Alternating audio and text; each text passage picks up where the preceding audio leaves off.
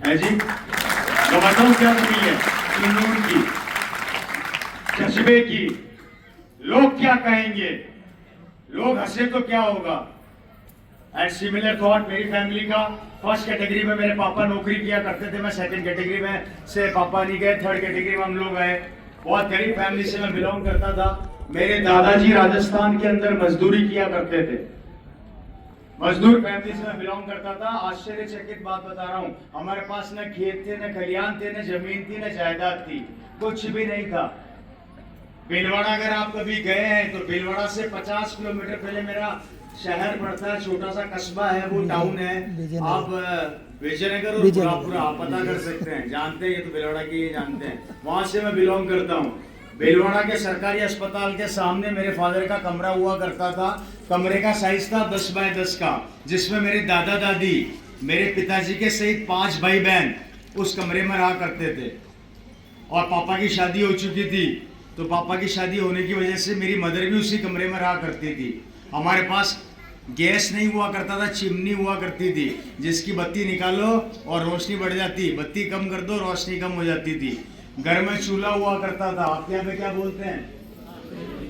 चूल्हा ही बोलते हैं। चूल्हे के ऊपर हमारे रोटी बनती थी। और चूल्हे में आज से देखिए आटा सॉरी लकड़ी खरीदने के लिए हमारे पास पैसा नहीं हुआ करता था। और गाय का गोबर कंडे, पता नहीं यहाँ क्या बोलते हैं, छाने वाने जो भी वॉटेवर, मुझे नहीं ध्यान। गाय का जो गोबर सुखाते पाथी बोलते हैं। फादर क्या करते थे, जो सड़क पर गाय कर देती है उसको इकट्ठा करके लाके दीवार पे चिपका देते थे, और उसको 2 दिन बाद काम में लिया करते थे, क्योंकि 2 दिन में सूख जाता था वो। फिर मेरे घर का चूल्हा जलता था। ये हालात थे। फादर ने बहुत संघर्ष किया। सरकारी स्कूल में जब एडमिशन लिया मेरे पापा ने, तो उस समय हाफ पैंट चला करती थी वहां पे, और व्हाइट रंग का शर्ट चला करता था सरकारी स्कूल में, और वो भी फटे हुए थे। पीछे यहाँ पर एक होता है अलग से कपड़ा लगा हुआ रहता है, हाथ में कपड़ा लगा हुआ रहता है, जिसको लाल पीले धागे से सिल देते हैं। वो उस जमाने का फैशन हुआ करता था, मॉडलिंग। आजकल मॉडल्स पहनते हैं ऐसे कपड़े, राइट। तो वो काम वैसे करके मेरे फादर ने अपना स्कूल कंप्लीट किया। वहां से निकले स्कूल से तो राजस्थान में एक जगह है अजमेर। अजमेर के डीएवी कॉलेज में मेरे फादर ने एडमिशन लिया। कॉलेज में जब वो आए तो कॉलेज में रहने के लिए कमरा नहीं था, तो मेरे पापा कचौरी और समोसे की दुकान पर रहा करते थे। कॉलेज से आते थे और कचौरी समोसे का काम करते थे। मतलब नीचे तो धोती पहनते, वो पहनते थे, क्या बोलते हैं आपके यहाँ पे मुझे नहीं पता, ऊपर बनियान, यहाँ साइड में गमछा, और बस वो टेबल साफ करने का काम करते, समोसे कचौरी पकड़ाते थे, और सुबह कॉलेज जाया करते थे। कॉलेज से आके फिर यही काम करते थे। मेरे फादर के बचपन का दोस्त हुआ करता था, वो कहता था तू एक काम कर, ये छोड़ काम, तू एक काम कर, मेरे साथ मेरे रूम में आ जा, अपन दोनों साथ रूम में रहेंगे, रूममेट।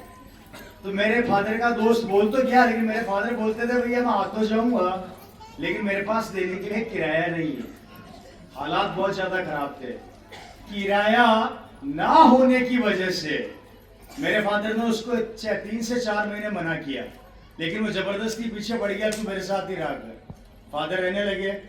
उस समय दोस्तों 2 टैबलेट चला करती थी। आज मेरे फादर इस दुनिया में नहीं है। वो बताते थे कि रवि उस समय 2 टैबलेट चला करती थी, एक नींद आने की और एक नींद नहीं आने की। मैं नींद नहीं आने की दवाई खा खा के रात को 3-3 बजे तक पढ़ाई किया करता था, क्योंकि गरीबी 2 चीज सिखाती है, लड़ जाओ या डर जाओ। Right sir. पिताजी डरे नहीं, उनको ये तो पता था अगर मैं जिंदगी में नहीं भिड़ा आगे बढ़ने के लिए, तो जैसी चल रही है वैसी तो चल ही रही है, क्या पता एक बार भिड़ जाऊं, हो सकता है बदल जाए। दिन रात पढ़ाई करी, और आप लोगों को बताते हुए मुझे आश्चर्य हो रहा है, खुशी भी हो रही है, अच्छा भी लग रहा है। मेरे फादर कॉलेज से निकलते ही राजस्थान सरकार के अंदर ज्वाइंट डायरेक्टर बन गए, equivalent to IAS officer.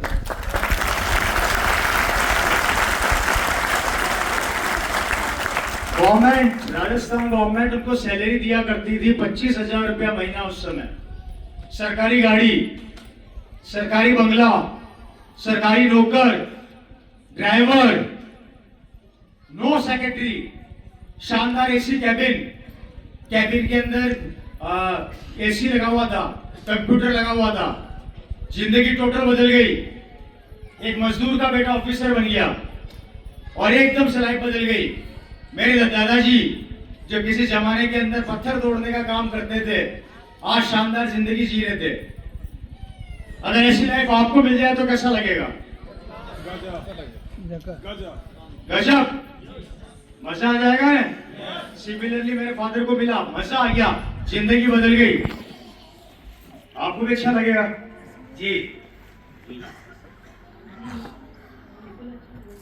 Ji ji sir, उससे और आगे बढ़ने की चाहिए। ठीक है, बहुत बढ़िया लगेगा, बढ़िया लगेगा। चलो आप हो।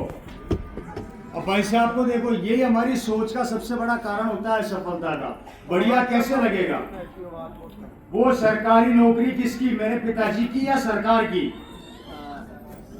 सरकार की, सरकार की, वो सरकारी टेबल मेरे पिताजी की या सरकार की? सरकार की, वो कार सरकार की या मेरे पिताजी की?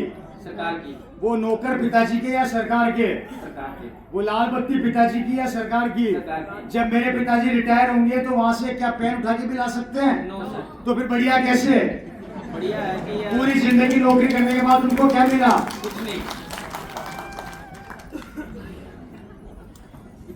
और हम लोग इसके पीछे भाग रहे हैं।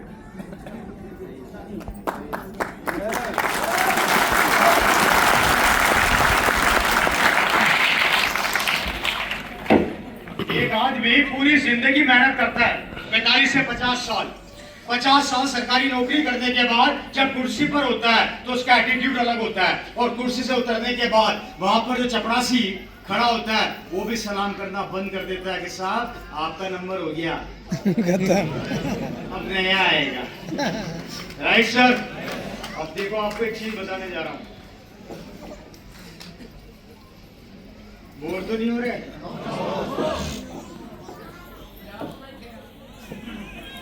25,000 सैलरी मिलती थी, घर के खर्चों में खर्च हो जाते थे। पिताजी के रिटायर होते तो 70 लाख रुपया मिलता। Right sir? 70 लाख रुपया प्रोविडेंट फंड का जो भी आपका DA जो भी मिलता है। Right sir? 70 लाख में से 50 लाख खर्च हो जाते मकान बनाने में, मकान। 10 लाख रुपए खर्च हो जाते हैं बच्चों की एजुकेशन में, 10 लाख रुपए खर्च हो जाते हैं बच्चों बेटियों की शादी में। 80 साल की उम्र में आते आते बैंक का बैलेंस कितना होता? 50, 60, 70, 80 साल की उम्र तक आते आते बैंक का बैलेंस होता मुर्गी का अंडा।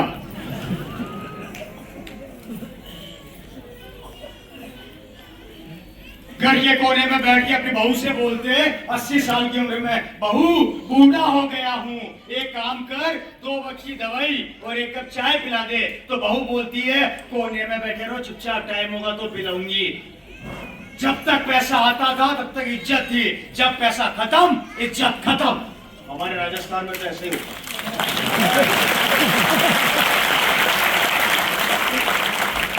तो मुझे बताइए, वो सरकारी नौकरी किस काम की जिसके पीछे हम लोग भाग रहे हैं, जिसके पीछे हम दीवाने हैं, जिसके पीछे हम पागल हैं? नौकर बना दो, नौकर बना दो, नौकर बना दो, नौकर बना दो। मैं रवि शर्मा, मेरे फादर एक्सपायर हुए। क्वालिफिकेशन के बारे में बता देता हूं। IT in computers, MBA sales and marketing में यूरोप से। यूरोप का एक देश है इटली, इटली का एक शहर है मिलान। उसके बाद में गया Belgium, international gemology institute IGI, diamond को सर्टिफाइड करती है, वर्ल्ड की नंबर 1 कंपनी, वहां से diamond graduate. Diamond jewellery design करता हूं, खुद हीरा खरीदता था, बेचता था। ये ब्रेसलेट देख रहे हैं, ये मेरा बनाया हुआ डायमंड का, और इस पे लिखा हुआ RCM, ये भी मेरा बनाया हुआ।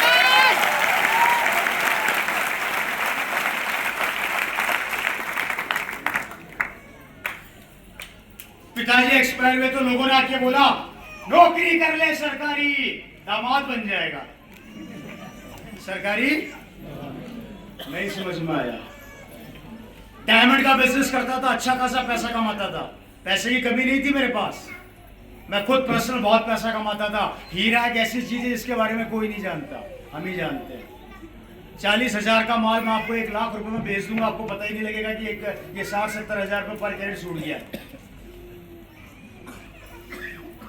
एक सेट पे मैंने 5-5, 6-6, 7-7 लाख रुपए तक कमाए, एक सेट पे।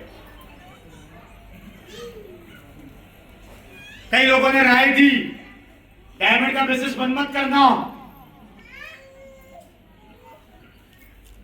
आज सीएम की बारी आई तो किसी ने राय नहीं दी।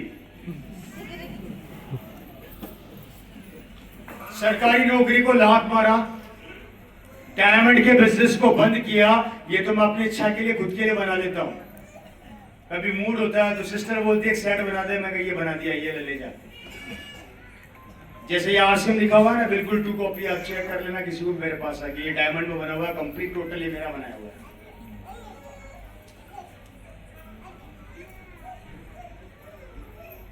दोनों को छोड़ा और फुल टाइम आरसीएम बिजनेस कर रहा हूं। या तो मैं पागल हूं या सिस्टम में बहुत दम है।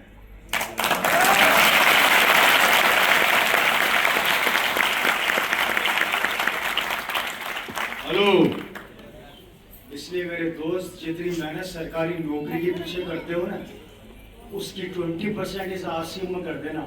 आपकी सरकारी नौकरी पता नहीं कहां रह जाएगी, आपका प्राइवेट बिजनेस कहां रह जाएगा। या आरसीएम आपको वहां पहुंचा देगा जिसकी कल्पना आप कल्पना में भी नहीं कर सकते।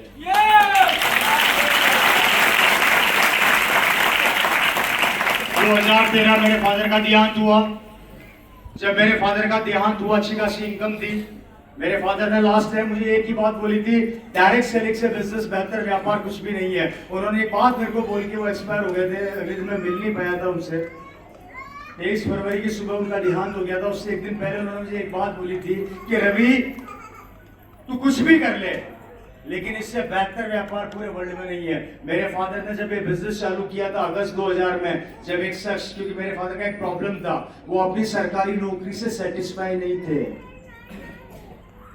वो अक्सर बोला करते थे इससे भी बड़ा करना है। तो मेरी मदर पूछती थी इससे बड़ा क्या होता है। आपको सरकार 25,000 रुपये महीना सैलरी दे रही है, इससे बड़ा क्या होता है। तो मेरे फादर बोला करते थे नहीं, मैं सेटिस्फाई नहीं हूं। उस समय बिजनेस आया और आपको बताते हुए आश्चर्य होगा दोस्तों, जब ये बिजनेस मेरी फैमिली में आया था उस समय मेरे पिताजी ने किसी से राय नहीं ली थी, चालू कर दिया था। पूरी कॉलोनी में आरसीएम बताया, किसी ने ज्वाइन नहीं किया। उनके बचपन के दोस्त को जाके बताया, दोस्त बोला 5 दिन बाद आना। पिताजी पहुंच गए, 5 दिन बाद साइन कर। दोस्त बोला 4 दिन बाद आना। पिताजी फिर पहुंच गए, साइन कर। तीसरी बार 3 चक्कर कटाए मेरे पिताजी को 250 किलोमीटर दूर, तब जाके उन्होंने फॉर्म साइन किया। और फॉर्म साइन करने के बाद काम पर लगे। आज वो दोस्त कोई और नहीं है, उनके बचपन का, आप सब जानते हैं। उस दोस्त का नाम है मिस्टर विजेंद्र सिंह राठौर।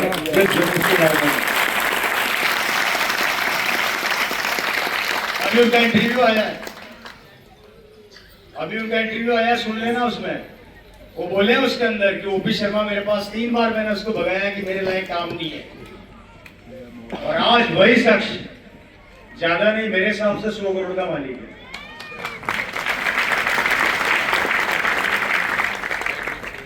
एक पैंट पीस को दिखा दिखा के, जुनून किसे कहते हैं अपने दिमाग पे बिठा लेना, बिना प्रोडक्ट के। लोग जब मना करते थे, एक पैंट पीस को दिखा दिखा के लोगों को बताते चले गए, रुके रही। सरकारी नौकरी को साइड में रख दिया। और मेरे फादर का 1 साल बाद चेक था 1,27,000 रुपया महीना।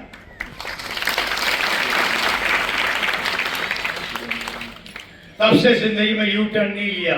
आज तक इस बिजनेस को इस तरीके से डेवलप किया कि 24 साल के अंदर भी अभी तक वो इनकम का लेवल कोई बीट नहीं कर पाया।